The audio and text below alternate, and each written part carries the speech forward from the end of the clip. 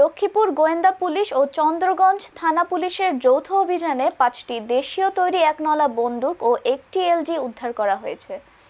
রোববার ৭ ডিসেম্বর লক্ষ্মীপুরের অতিরিক্ত পুলিশ সুপার হোসাইন মোহাম্মদ রায়হান কাজেমি সংবাদ সম্মেলনে এ তথ্য জানান। এদিন সকালে লক্ষ্মীপুরের চন্দ্রগঞ্জের সীমান্ত এলাকা ও নোয়াখালীর বেগমগঞ্জ থানাধীন পূর্ব চন্দ্রগঞ্জের আলাইয়ারপুর ইউনিয়নের জগদীশপুর গ্রামের মনুমিঝির বাড়ির শফিউল্লাহর কবরস্থানের পাশে একটি ঝোপ থেকে অস্ত্রগুলো উদ্ধার করা হয়। উদ্ধারকৃত অস্ত্রগুলো লক্ষ্মীপুর সদরের চন্দ্রগঞ্জের Noha auto traders and engineering ওয়ার্কশপে প্রস্তুতকৃত বলে জানায় পুলিশ। ওই ওয়ার্কশপের মালিক চন্দ্রগঞ্জ ইউনিয়নের দেওপাড়া গ্রামের বাসিন্দা নূর উদ্দিন। তিনি পলাতক রয়েছেন। অতিরিক্ত পুলিশ সুপার জানান, নূর উদ্দিন ওয়ার্কশপের আড়ালে অস্ত্র তৈরি করছে। গত ১ ডিসেম্বর নূর উদ্দিনের ওয়ার্কশপ থেকে একটি দেশীয় অস্ত্র এবং অস্ত্র তৈরির বিপুল সরঞ্জাম উদ্ধার করা হয়। এ বিষয়ে চন্দ্রগঞ্জ থানায় অস্ত্র আইনে মামলা রুজু হয়। রোববার গোপন সংবাদের ভিত্তিতে বেগমগঞ্জের আলাইয়ারপুরে অভিযান চালিয়ে ৬টি অস্ত্র উদ্ধার করা হয়। অস্ত্র মোট ৬টা, ৫টা রাইফেল, একটা এলজি।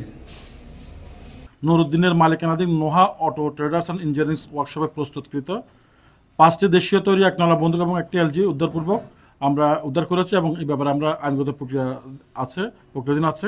যে ব্যাপারটা আপনাদের মাঝে হচ্ছে হয়েছিল, দোয়াশা হচ্ছে, সেটা হচ্ছে সকালবেলা হচ্ছে আমাদের সাবেক ওসি, যিনি এখন চন্দ্রগঞ্জ থানায় নেই, উনি একটা ব্রিফিং করেছেন।